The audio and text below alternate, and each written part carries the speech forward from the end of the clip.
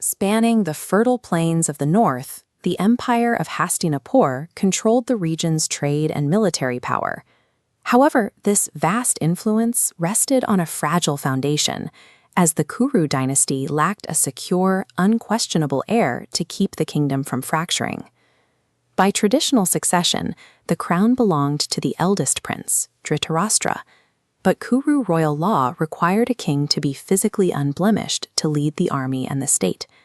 Born blind, Dhritarashtra was legally barred from the throne. His wife, Princess Gandhari, responded by making a choice that altered the course of her life. She took a dark silk cloth and permanently blindfolded herself, vowing to inhabit the same darkness as her husband for as long as she lived. To fill the power vacuum, the court turned to the younger brother, Pandu. He was crowned as a substitute king, a move intended to stabilize the government while the dynasty waited for a new generation. That stability vanished during a royal hunt. Pandu spotted movement in the thicket and loosed an arrow, only to discover he had struck a powerful sage who had been roaming the forest in the form of a deer. Before dying, the sage placed a specific curse on the king. If Pandu ever attempted intimacy with his wives, he would die in that very moment. Realizing he could no longer father an heir, Pandu abdicated and retreated into the forest.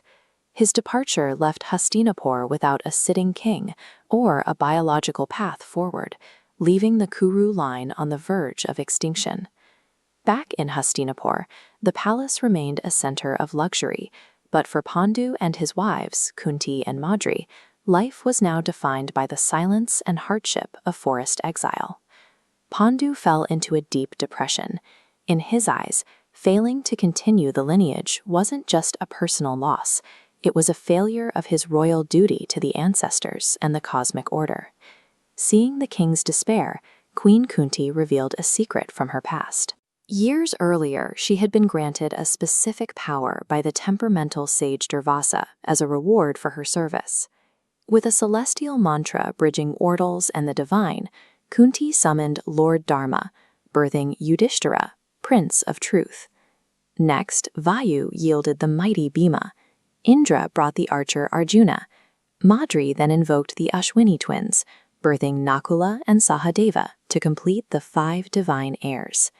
Pandu had effectively bypassed the biological curse.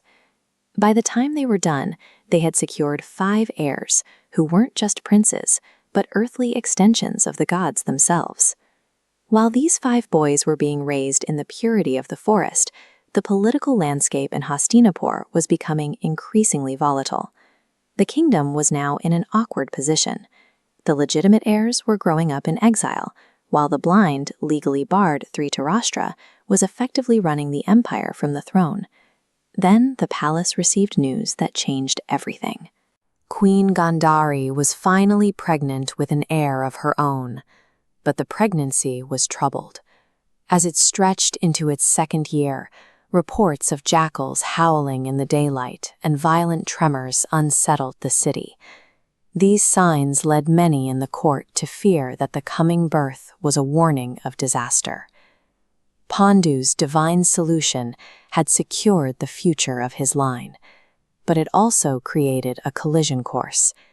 2 branches of the same family now had children with claims to the same crown, and the fuse for a civil war had been lit.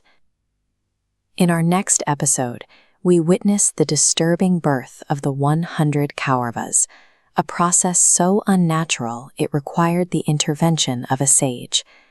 We will look at why the royal advisor Vidura, upon seeing the firstborn son, Duryodhana, immediately warned the king to cast the child away for the sake of the world.